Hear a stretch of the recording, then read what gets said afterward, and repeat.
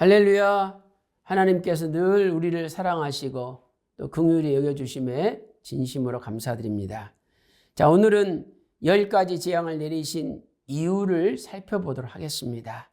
오늘의 생명 양식은 출애굽기 10장 2절 말씀입니다. 너로 내가 애굽에서 행한 일들 곧 내가 그 가운데서 행한 표징을 네 아들과 네 자손의 귀에 전하게 하려 함이라. 너희가 나를 여호와인 줄 알리라. 이는 하나님의 말씀이니라. 아멘.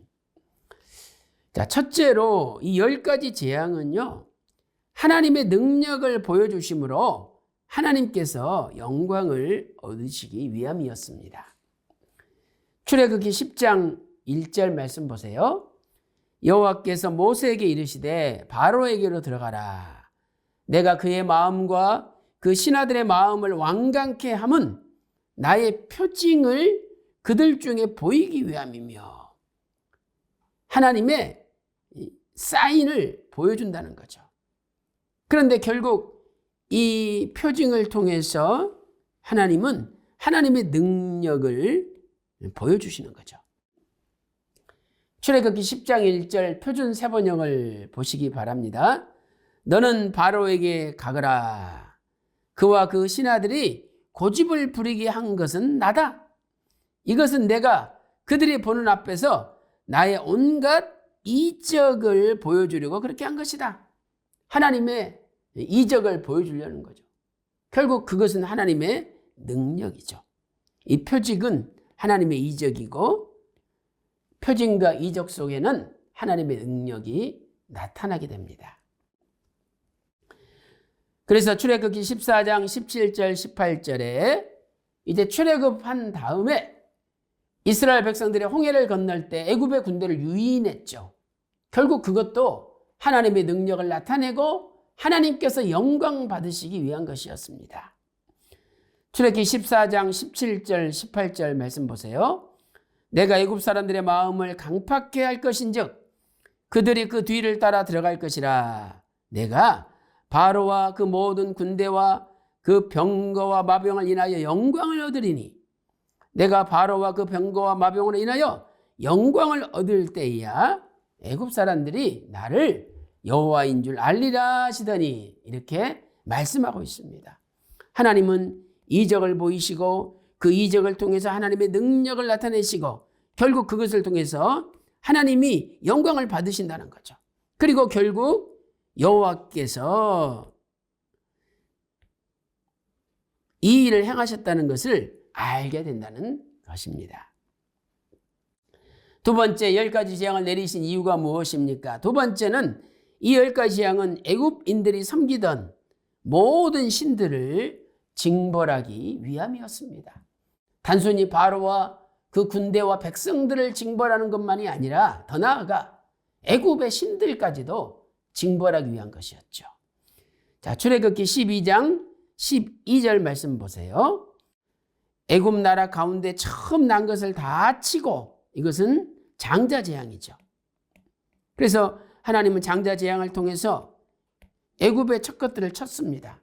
그러나 그것을 통해서 애굽의 모든 신들에게 벌을 내리리라, 이렇게 말씀하고 있는 것이죠. 여기 모든 신은 히브리어로 콜 엘로헤로 애굽의 신들은 하나도 빠짐없이라는 의미를 담고 있습니다. 자, 민수기 33장 4절 말씀 보세요. 애굽인은 여호와께서 그들 중에 치신 그 모든 장자를 장사하는 때라. 여호와께서 그들의 신들에게도 벌을 주셨더라. 그래서 장자 재앙은 궁극적으로 애굽의 신들에게 벌을 내리신 것이었습니다. 자, 이에 대하여 휘선 박아브람 목사님께서는 잊어버렸던 만남 314페이지에서 수정증보 11세죠. 이렇게 말씀하고 있습니다.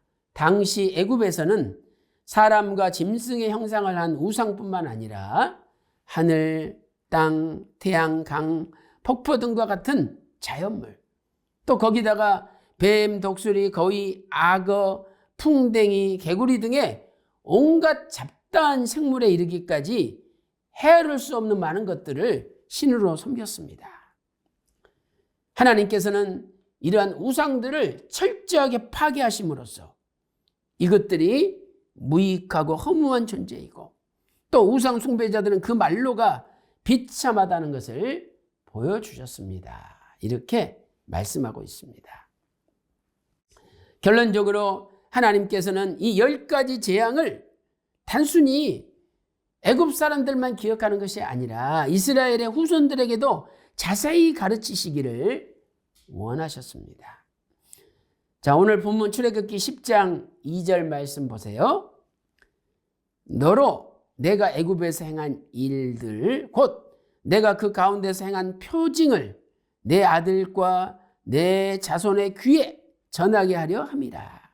그래서 결국 너희가 나를 여호와인 줄 알리라. 이렇게 말씀하고 있습니다. 하나님께서는 이 10가지 재앙 속에 나타난 하나님의 이적과 능력을 후손들에게 전함으로 신앙을 전수함으로 결국 하나님께서 여호와이신 줄 알도록 만드셨다는 것입니다.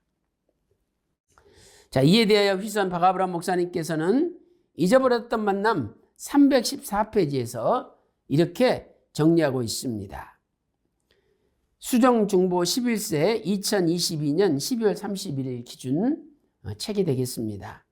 하나님께서는 애굽에 내리신 재앙들에 대하여 이스라엘 백성이 그 후손들에게 자세히 설명하여 전하기를 원하셨습니다.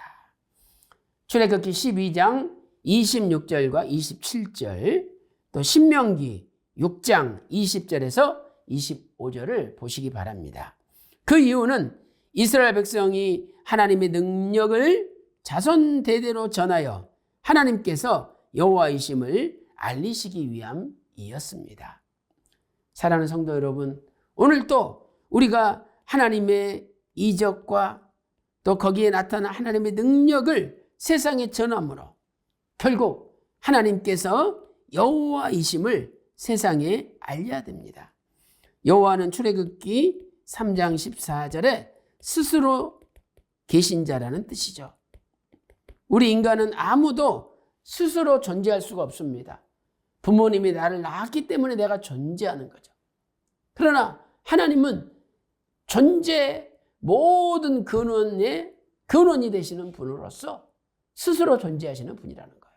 그래서 오늘도 스스로 계시는 하나님을 의지할 때 하나님께서 우리의 모든 인생을 선한 길로 인도하십니다. 하나님께서 여호와이심을 믿고 날마다 선한 길로 인도받으시기를 주님의 이름으로 축원합니다. 기도 올리겠습니다. 하나님 아버지, 하나님께서는 10가지 재앙을 통해서 애굽의 바로 왕과 장자들만 심판하신 것이 아니라 궁극적으로 애굽의 신들을 심판하셨습니다.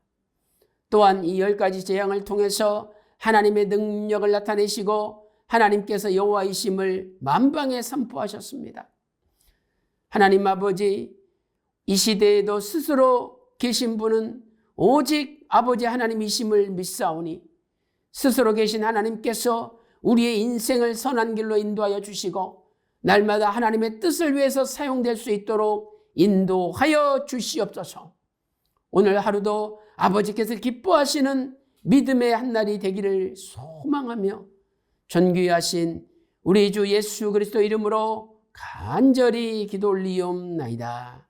아멘.